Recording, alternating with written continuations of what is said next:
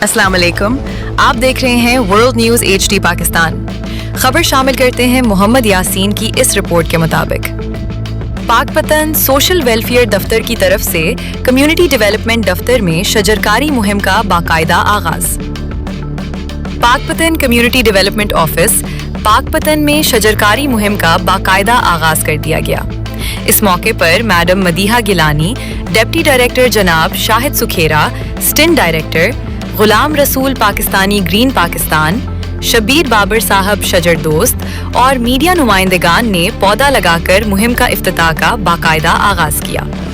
اس موقع پر خصوصی افراد میں ہمت کارڈز بھی تقسیم کیے گئے۔ ان خصوصی افراد سے ملاقات کی گئی جنہیں مصنوعی اعضاء فراہم کیے گئے تھے اور ان کی خیریت دریافت کی گئی۔